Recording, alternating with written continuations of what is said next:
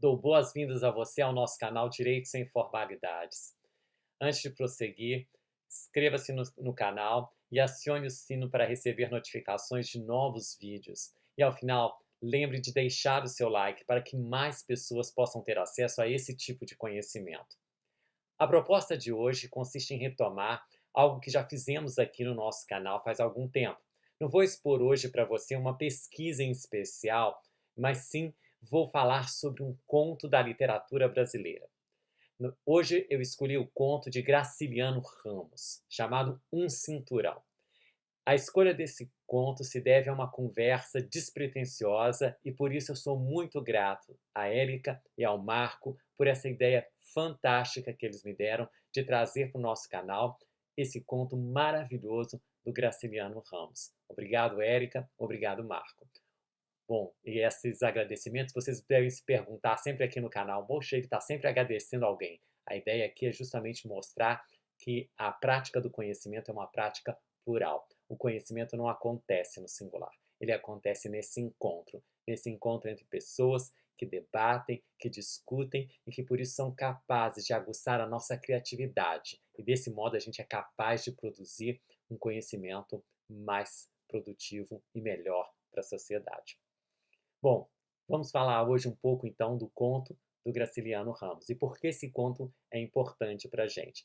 Nesse canal eu já falei aqui várias vezes sobre várias questões de teoria do direito e hoje eu vou falar sobre uma outra perspectiva da teoria do direito, de Zeno Bankovski, né, o autor de Vivendo Plenamente a Lei, e vou tentar relacionar o conto de Graciliano com dois conceitos muito interessantes do Zeno Bankovski: a argumentação dentro da máquina e a argumentação além da máquina. A gente já falou de algo parecido aqui nesse canal e quando a gente chegar nessa parte, eu vou retomar com você.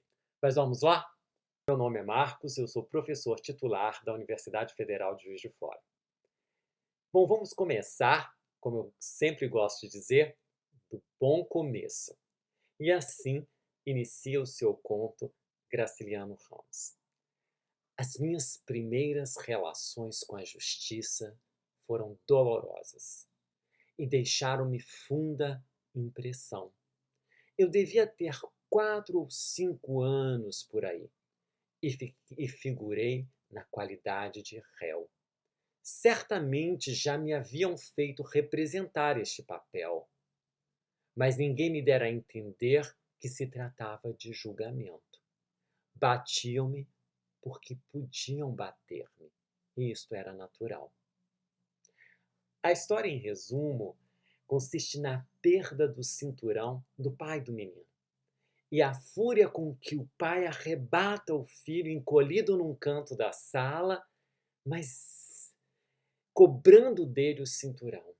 Sem reação diante daquela zanga terrível, como descreve Graciliano, não consegue o menino responder aos gritos do pai. Assim descreve Graciliano: os seus gritos me entravam na cabeça. Nunca ninguém se esgoelou de maneira semelhante. Onde estava o cinturão? Hoje não posso ouvir uma pessoa falar alto. O coração bate-me forte, desanima como se fosse parar. A voz emperra, a vista escurece, uma cólera doida agita coisas adormecidas cá dentro. A horrível sensação de que me furam os tímpanos com pontas de ferro. E por isso, por estar paralisado, o menino recebe os açoites. Depois de apanhar, o menino vai se refugiar num canto novamente, como relata o conto. Pouco depois, o pai, ao retornar ao local, à rede onde estava, encontra o cinturão, que deveria ter se desprendido da fivela enquanto dormia. Mas o desfecho deste conto é de impactar. Assim diz Graciliano: tive a impressão de que ia falar-me. Uma vez que o pai encontra o cinturão perdido, né? Esta é a impressão do contista. Tive a impressão de que ia falar-me.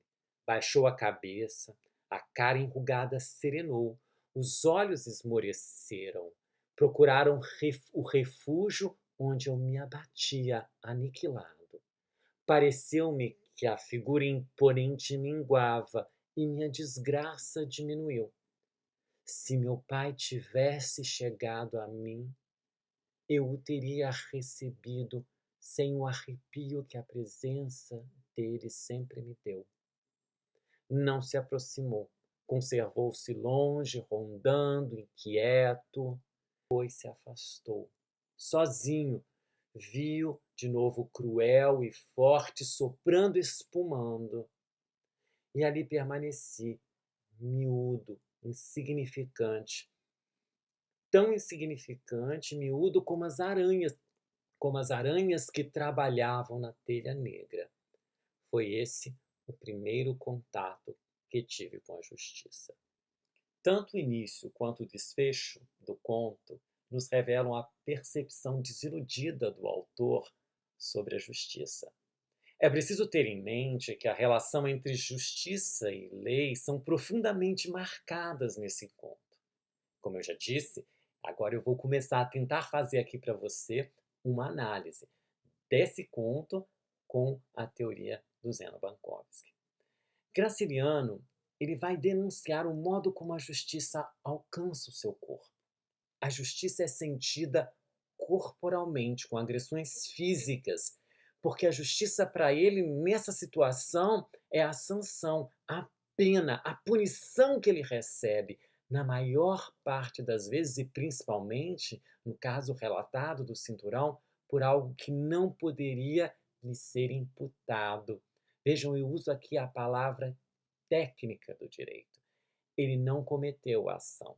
Logo, o descumprimento daquela regra não pode ser atribuído ao menino. E por isso não há relação entre o desrespeito à regra, a ação que ele deveria ou poderia ter cometido e a aplicação da consequência jurídica, da sanção, das agressões, das chibatadas. Bem, nessa situação específica, né, e aí alguém vai dizer, mas assume-se que ele escondeu o cinturão e a condenação vem imediatamente com uma pena corporal. Mas onde está o julgamento? Onde estão as provas? Onde está a regra que aquele não seguida pelo menino para que ele recebesse a punição?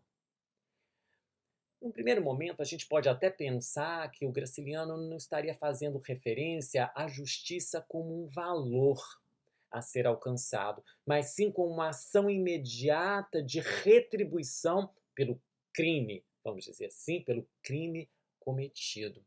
Todavia, ele afirma que as minhas primeiras relações com a justiça foram dolorosas e deixaram-me funda impressão. Ora, ao dizer isso, o Graciliano também está revelando uma decepção para além do processo da punição. Ele está revelando a sua decepção com o ideal e com o valor de justiça. E aí a gente tem que se perguntar, era justo receber as chibatadas por um ato que ele não realizou, que ele não cometeu?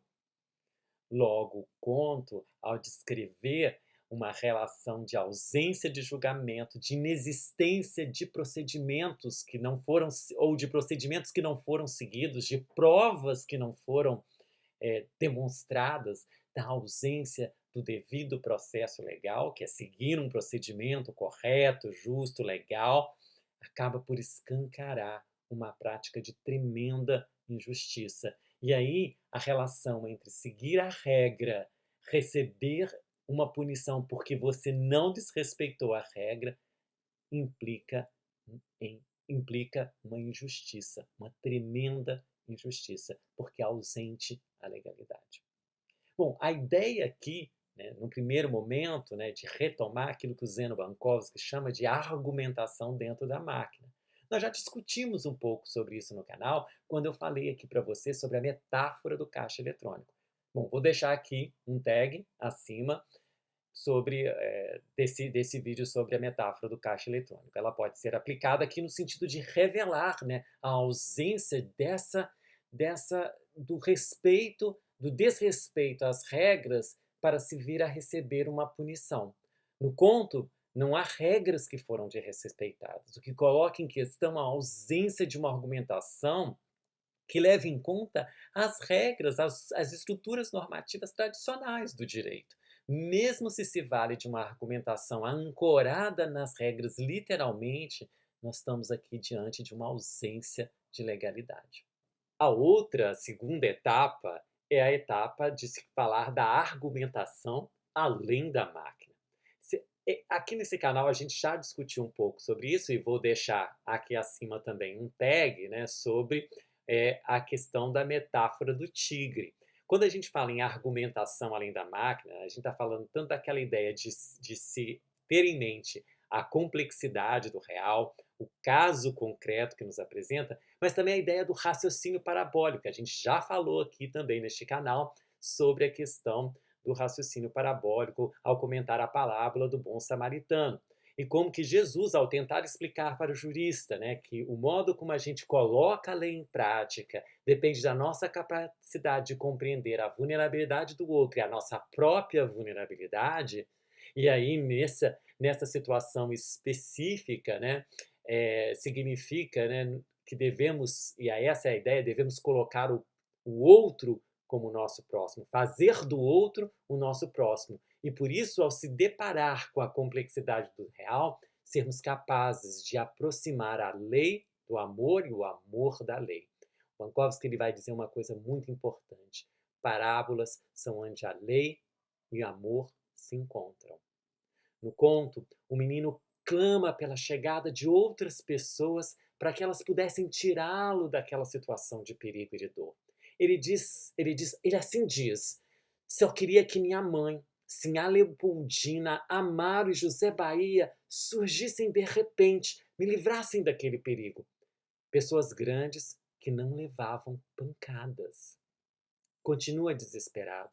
Se o moleque José ou um cachorro entrasse na sala, talvez as pancadas se transferissem.